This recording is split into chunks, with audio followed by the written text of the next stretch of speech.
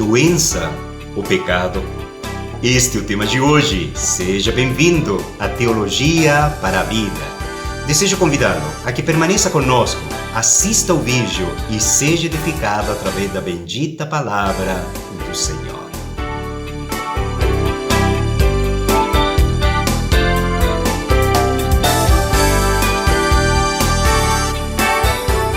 Meus amados, é algo realmente surpreendente como nós nos deixamos influenciar por ideias anticristãs. Por exemplo, qual é a sua reação quando vê uma criança inquieta ou birrenta? Creio que, muito embora você não fale nada no momento, é provável que em seus pensamentos você esteja dizendo: poderia dar um medicamento para que essa criança fique mais calminha? Não é verdade? E o engraçado é que também se pensa em medicamento se a criança for o oposto, ou seja, muito quieta.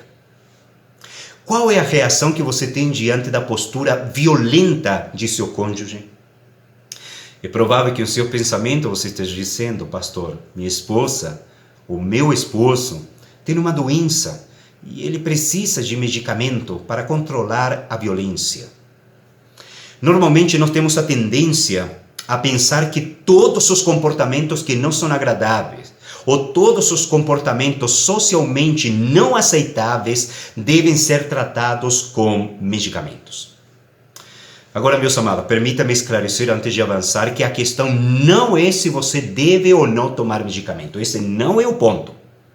Não é o ponto. O ponto é que nós somos muito rápidos em atribuir como doença todo e qualquer comportamento socialmente não aceitável. Em outras palavras, aquilo que a Sagrada Escritura chama pecado, hoje tem um novo nome: doença. Doença. E tratamos como doença todo e qualquer comportamento pecaminoso. Esse é o ponto. Esse é o ponto.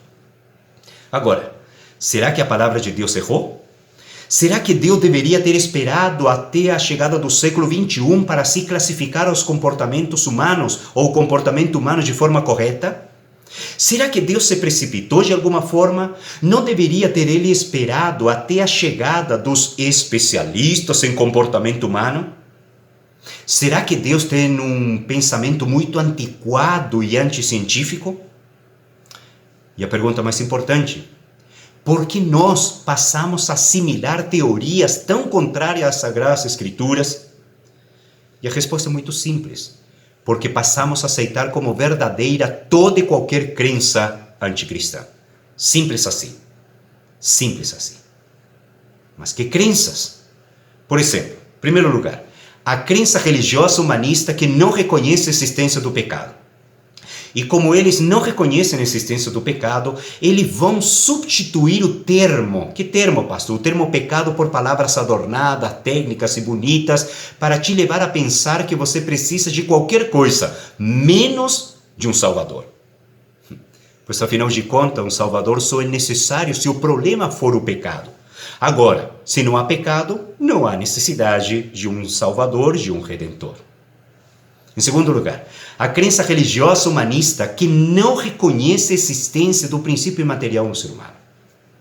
Para eles, o ser humano nada mais é do que corpo, matéria, um aglomerado de células, um aglomerado de carne, é nada diferente dos animais. Agora, se não há alma ou espírito, então tudo deve se solucionar com algum medicamento, pois, ao final de contas, medicamentos tratam unicamente do corpo, a matéria. Não é verdade? Meus amados, o fato é que o ser humano, segundo a Bíblia, é muito mais do que carne e ossos, e certamente muito diferente dos animais. Segundo a Bíblia, o ser humano é uma unidade de dois princípios: um princípio material e um princípio imaterial. O princípio material é o corpo, e o princípio imaterial é o que a Bíblia chama de espírito, alma, mente ou coração, termos sinônimos. E tem um motivo pelo qual Deus nos diz que é no coração que se dão os pecados. Leia comigo, por favor, o que se encontra em Mateus capítulo 15, no versículo 19. Diz assim: porque do coração procedem maus desígnios, homicídios, adultérios, prostituição, furtos, falsos testemunhos, blasfêmias. Pois bem, diante do que acabamos de expor, é necessário denunciar alguns erros. Em primeiro lugar, o ser humano não é um animal que precisa de um bom adestramento para ter comportamentos aceitáveis. Nada disso. Segundo lugar, o ser humano não deve ser tratado como um animalzinho de estimação ao qual você dá alguns petiscos quando obedece ao comando ou priva-o da recompensa quando ele faz algo de errado. Nada disso. Não faça isso. Em terceiro lugar, muitos supostos especialistas em comportamento humano não passam de especialistas em adestramento. Sim. Pois eles desejam que sejamos tratados, ou que você venha tratar o outro ser humano como quem trata um bichinho de estimação. Não se esqueça disso. Agora, meus irmãos, alguma diretriz antes de encerrar. Se você realmente deseja ajudar seu filho, filha, cônjuge ou qualquer outro ser humano, é necessário que você saiba a verdade. Quem é esse ser que está em frente de você? Quem? Em segundo lugar, repito, você deve conhecer a verdade. Pois se você não sabe a verdade, a sua interpretação da situação sempre será errada. E nenhuma mudança verdadeira acontecerá. Nenhuma. Em terceiro lugar, veja bem a importância de se guiar corretamente pela verdade. Vamos dar um exemplo. Imagine que você está perdido no meio da floresta. E em determinado momento você escuta um barulho e você interpreta que esse som é de folhas se mexendo por causa do vento. Olha só a sua interpretação. Pois bem, verdade é que o som de folhas, tem um som de folhas se mexendo, mas não pelo vento, e sim pelo corpo de uma onça pintada em 90 quilos. Percebe? A sua interpretação, para ser correta, deve estar fundamentada na verdade. E já que a palavra de Deus, a Sagrada Escritura, a revelação divina é a verdade, se segue que é impossível interpretar corretamente a vida sem a revelação divina.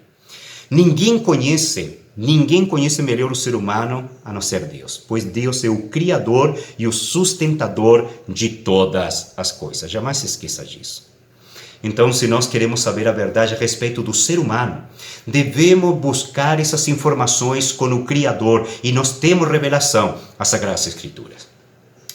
E a palavra do Senhor diz que o Criador nos criou a sua imagem e a sua semelhança. Portanto, o ser humano desfruta de uma singularidade. O ser humano não está no mesmo nível dos animais e nunca esteve, jamais. O ser humano não é o animal mais evoluído, não, nada disso. Segundo a Bíblia, é no princípio imaterial do ser humano que se dá nos pensamentos, as emoções e as decisões. As faculdades da alma são um aspecto da imagem e semelhança de Deus, a pessoalidade. Não se esqueça disso. Não devemos esquecer jamais que há uma comunicação especialíssima entre a alma e o corpo, de forma que o que acontece na alma afeta e repercute no corpo e vice-versa. E apesar do ser humano, não deve se esquecer também, ser um ser maravilhoso enquanto criação divina, ele não está mais no estado em que Adão e Eva foram criados. O ser humano, segundo a Bíblia, hoje é um ser caído em pecado. Seus pensamentos, emoções e vontade hoje estão inclinados ao pecado. A mente do ser humano está cativa ao pecado. Seu coração hoje é um coração enganoso e corrupto. Está na Bíblia. Sendo assim, o ser humano carece de transformação. E essa transformação não se dá por adestramento, nem muito menos através de medicamento.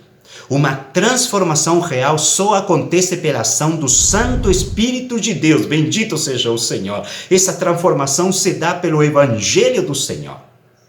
Sendo assim, um tremendo desperdício de tempo e dinheiro quando nós buscamos soluções onde jamais poderão ser encontradas, simplesmente porque o real problema nunca foi uma doença, e sim pecado. Que o Senhor Deus nos ajude. Amém.